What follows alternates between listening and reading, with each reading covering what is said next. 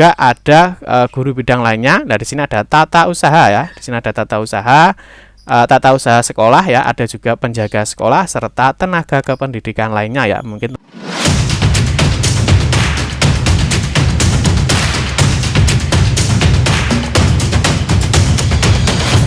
Assalamualaikum warahmatullahi wabarakatuh. Berjumpa kembali teman-teman di channel kita ya, Mas Tio KDR. Oke teman-teman, di kesempatan kali ini kita akan berbagi informasi kembali ya, masih di seputar dunia pendidikan ya. Khusus untuk kesempatan kali ini ya, kita akan memberikan kabar baik teman-teman ya. Ini tentunya untuk tenaga honorer ya, ini baik untuk yang tenaga kontrak maupun pegawai tidak tetap ya, ataupun PTT ya. Tentunya di sini kita akan membahas ya, tidak secara rinci, tapi nanti akan membahas terkait dengan tenaga honorer, tenaga kontrak dan juga pegawai tidak tetap. Ini tentunya dalam rancangan undang-undang ASN ya, atau aparatur sipil negara, ini nomor 5 tahun 2014 ya. Di sini dijelaskan teman-teman ya, ini ada tenaga honorer ya dengan masa kerja yang sudah ditentukan. Ini ada informasi ya, ini wajib diangkat menjadi PNS ya. Nah, nanti di sini juga sudah ada kategorinya. Dan di sini teman-teman tidak hanya untuk guru ya, mungkin ini yang di tata usaha ya, tenaga administrasi sekolah, mungkin penjaga sekolah dan juga teknik lainnya ya. Artinya selain guru di sekolah itu juga ada tenaga kependidikan, mungkin penjaga sekolah, satpam sekolah ya, tenaga kebersihan dan lain-lainnya. Nanti kita akan membahas teman-teman ya di dalam rancangan undang-undang ASN ya, nomor 5 tahun 2014 ya. Di sini nanti kita akan memberikan informasinya terkait dengan tenaga honorer ya, ini di dalam rancangan undang-undang tentang perubahan ya atas undang-undang nomor 5 tahun 2014 tentang aparatur sipil negara. Tapi seperti biasa kita ingatkan dulu, mungkin bagi kalian yang baru bergabung di channel ini atau mungkin baru melihat channel ini, jangan lupa ya klik tombol like dan subscribe, silahkan bunyikan lonceng notifikasinya biar Anda selalu mendapatkan informasi-informasi terbaru dari kita. Nah, mungkin bagi kalian yang suka membaca berita, silahkan kunjungi saja di laman resmi kita, mastiokdr.com. Di sini kita akan berbagi informasi khususnya di seputar dunia pendidikan. Oke, kita mulai teman-teman. Ada kabar baik apa ya untuk tenaga honorer, baik itu tenaga kontrak maupun pegawai tidak tetap ya. Nah, ini mungkin bagi rekan-rekan yang sudah mengabdi lama ya, semoga saja rancangan undang-undang ASN ini nanti memang bisa diterapkan ya sesuai dengan rancangannya, sehingga rekan-rekan ya, tenaga honorer, tenaga kontrak maupun pegawai tidak tetap ini dengan masa kerja yang mungkin sudah mengabdi ya puluhan tahun di sebuah lembaga itu nanti bisa diangkat ya menjadi PNS. Oke, kita akan lihat teman-teman yang pertama ya. Kita informasinya dulu ya, di sini dari DPR RI ya. Di sini ada Balek atau Badan Legislasi. Di sini ya, dan pemerintah ini mensetujui ya Prolegnas rancangan undang-undang untuk prioritas tahun 2023 ya. Di sini di dalam rapat kerja Badan Legislasi ya atau Balek dengan Menteri Hukum dan Hak Asasi Manusia RI dan panitia perancang undang-undang DPR ini menyetujui ya untuk menyepakati program legislasi nasional atau yang dikenal dengan Prolegnas terkait dengan rancangan undang-undang ya atau RUU. Ini perubahan prioritas tahun 2022 ini sebanyak 32 RUU. Nah, Prolegnas RUU prioritas tahun 2023 ini sebanyak 38 RUU dan Prolegnas RUU perubahan keempat RUU tahun 2020 sampai dengan 2024 ini sebanyak 257 RUU. Nah, di sini kita akan fokus di bagian ini ya. Nah, di sini kita akan fokus di bagian program legislasi nasional prioritas. Nah, di sini kalau kita lihat teman-teman di poin 2 ya. Di poin 2 di sini ada RUU tentang perubahan atas Undang-Undang Nomor 5 Tahun 2014 tentang aparatur sipil negara ya atau ASN teman-teman ya. Nah, seperti yang kita ketahui teman-teman ya bahwa saat ini Undang-Undang RI ya nomor 5 tahun 2014 ini mengatur tentang aparatur sipil negara ya. Tentunya yang dimaksud dengan ASN di sini ada dua ya, ada PNS ya. Yang satu tentunya ada P3K. Nah, di sini juga dijelaskan di dalam diktumnya ya. Di sini dijelaskan ya bahwa ASN atau aparatur sipil negara yang selanjutnya disingkat dengan ASN ini adalah profesi bagi pegawai negeri sipil ya atau PNS dan pegawai pemerintah dengan perjanjian kerja yang bekerja pada instansi pemerintah ya. Jadi ada di dalam ASN ada PNS dan juga ada P3K. Oke, yang berikutnya ya kita lanjutkan. Di sini akan membahas, kita akan tidak membahas semua ya, kita akan fokus di bagian tenaga honorer ya. Di sini dalam naskah akademik ya, RUU atau rancangan undang-undang tentang perubahan atas Undang-Undang 05 tahun 2014 tentang aparatur sipil negara ya. Nah, di sini untuk rancangannya ya, ini resmi kita ambil dari dpr.go.id ya. Kita akan cek di dalam ini ya. Nah, ini ada naskah akademiknya ya. Nanti teman-teman bisa download aja ya di di laman resminya, atau mungkin bisa cek di mastiukdr.com. Oke, yang berikutnya kita akan fokus di sini ya. Di sini ada terkait dengan rancangan undang-undang ya Republik Indonesia nomor sekian. Nah, ini terkait dengan perubahan atas Undang-Undang nomor 5 tahun 2014 ya tentang aparatur sipil negara. Nah, kita akan fokus teman-teman di sini aja ya. Jadi di sini ada tambahan pasal ya. Di sini ada tambahan pasal untuk teman-teman tenaga honorer ya. Di sini dijelaskan di antara pasal 131 dan 132 ini disisipkan satu pasal ya, yakni ya pasal 131A yang berbunyi sebagai berikut ya. Nah, ini semoga saja nanti di dalam rancangannya ini ya, semoga nanti bisa disahkan ya, semoga nanti bisa diterapkan, dan ini tentunya kabar gembira bagi tenaga honorer ya. Nah, yang pertama tenaga honorer ya, tenaga honorer, pegawai tidak tetap, pegawai tetap non ASN, dan tenaga kontrak yang bekerja terus-menerus ya, artinya terus-menerus tidak putus, dan diangkat ini berdasarkan surat keputusan yang dikeluarkan sampai dengan per 15 Januari 2014 ya. Ini ya. Ini wajib diangkat menjadi PNS. Ini ya. Jadi wajib diangkat menjadi PNS ya. Jadi kalau wajib ini harus teman-teman ya.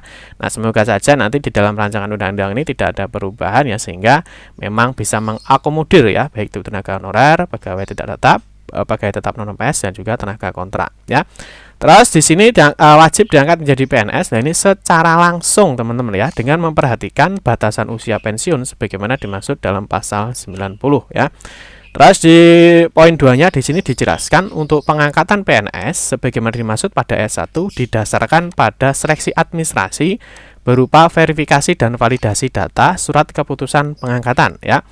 Di poin 3-nya, pengangkatan PNS sebagaimana dimaksud pada ayat 1 dilakukan dengan memprioritaskan ya mereka yang memiliki masa kerja, nah, paham ya, paling lama ya, dan bekerja pada bidang fungsional, administratif, pelayanan publik, antara lain pada bidang pendidikan ya, kesehatan, penelitian, dan juga pertanian ya. Jadi tentu yang menjadi prioritas teman-teman di sini tetap ya dengan masa kerja yang paling lama ya. Pengangkatan PNS sebagaimana dimaksud pada ayat 1 dilakukan dengan mempertimbangkan masa kerja, gaji, ijazah pendidikan terakhir, dan juga tunjangan yang diperoleh sebelumnya. Terus di tenaga honorer, pegawai tidak tetap, pegawai tetap non PNS, dan juga tenaga kontrak diangkat menjadi PNS oleh pemerintah pusat. Ya, berikutnya, dalam hal tenaga honorer, pegawai tidak tetap, pegawai tetap non PNS, dan tenaga kontrak tidak bersedia diangkat menjadi PNS sebagaimana dimaksud pada ayat 1, ini harus membuat surat pernyataan ketidaksediaan untuk diangkat menjadi PNS. Nah, di sini jadi jelas teman-teman ya, kalau kita lihat memang di sini ya, di sini memang jelas ya bahwa yang sudah masuk atau memiliki masa kerja yang lama itu bisa diangkat menjadi PNS. Nah, terus teman-teman ya, di sini dijelaskan ya, ketentuan pasal 134 diubah sehingga berbunyi peraturan pelaksanaan dari undang-undang ini harus ditetapkan paling lama 6 bulan terhitung sejak undang-undang ini diundangkan ya. Jadi nanti setelah 5 tahun ya dari ini telah ditetapkan ya. Terus yang berikutnya teman-teman di sini juga dijelaskan juga ya, di dalam pasal 135A, pengangkatan tenaga honorer, pengangkatan tidak tetap, pegawai tetap non PNS, dan tenaga kontrak menjadi PNS sebagaimana dimaksud dalam pasal 13A ayat 1 dimulai ya 6 bulan dan paling lama 3 tahun setelah undang-undang ini diundangkan. Jadi nanti setelah undang-undang ini ditetapkan ya, tentunya di sini paling cepatnya ya. Nah, ini paling cepat adalah 6 bulan dan paling lama adalah 3 tahun. Pada saat undang-undang ini mulai berlaku, pemerintah tidak diperbolehkan melakukan pengadaan tenaga honorer, pegawai tidak tetap, pegawai tetap non PNS, dan tenaga kontrak. Jadi semoga saja undang-undang ini rancangannya ini nanti bisa ditetapkan ya, sehingga bagi rekan-rekan yang sudah memiliki masa kerja nanti bisa diangkat menjadi PNS. Oke, sekarang kita lihat untuk penjelasan berikutnya teman-teman. Ini ada penjelasan juga ya. Nah, di dalam pasal 131A tadi ya, terkait dengan pengangkatan tenaga honorer, tenaga kontrak dan lain-lainnya. Di sini dijelaskan ya, yang dimaksud dengan tenaga honorer ini terdiri dari kategori 1 ya.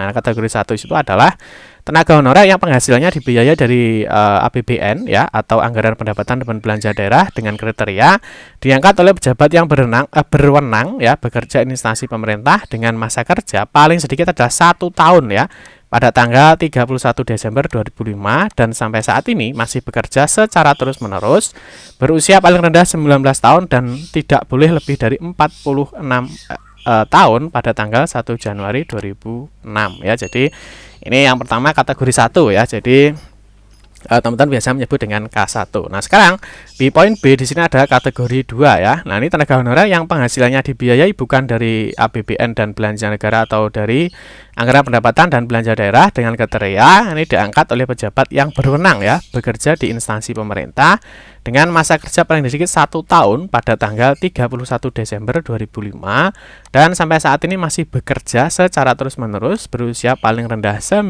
tahun dan tidak boleh lebih dari 46 tahun pada tanggal 1 Januari 2006 ya. Jadi artinya kalau kita lihat memang tenaga honorer di sini ada kategori 1 dan juga kategori 2. Terus yang dimaksud dengan pegawai tidak tetap ini adalah pegawai dengan keahlian tertentu yang diangkat berdasarkan perjanjian kerja dalam waktu tertentu secara terus-menerus untuk melaksanakan kebijakan publik dan pelayanan publik. Terus yang dimaksud dengan pegawai tetap non-PNS ya, dia adalah pegawai yang diangkat sebagai pegawai tetap pada instansi pemerintah, perguruan tinggi dan lembaga negara ini berdasarkan SK pengangkatan ya dari pejabat pembina kepegawaian lembaga tersebut secara terus-menerus.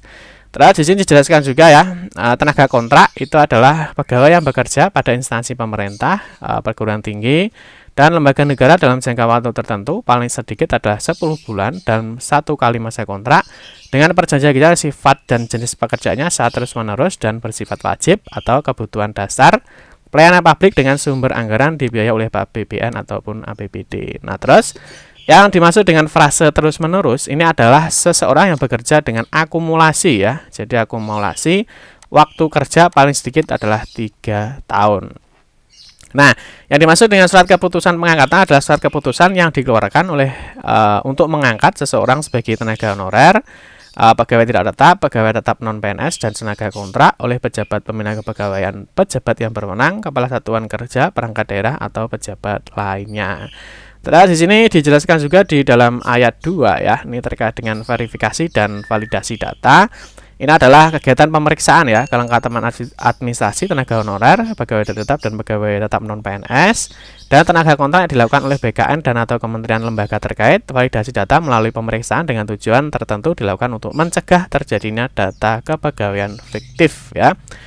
Terus di sini juga dijelaskan yang termasuk bidang fungsional, administratif dan pelayanan publik lainnya adalah meliputi daftar jenis jabatan tenaga honorer, pegawai tidak tetap, pegawai tetap non-PNS dan tenaga kontrak yang secara terperinci sebagai berikut. Nah, di sini di bidang pendidikan, teman-teman, di sini ada dosen, guru ya, dan seterusnya. Di sini guru-guru semua ya, guru bahasa daerah, guru konstruksi. Nah, di sini juga ada guru bidang lainnya. Nah, di sini ada tata usaha ya. Di sini ada tata usaha sekolah ya, ada juga penjaga sekolah serta tenaga kependidikan lainnya ya, mungkin tenaga kebersihan ataupun yang lainnya. Terus di bidang kesehatan di sini ada dokter ya, ada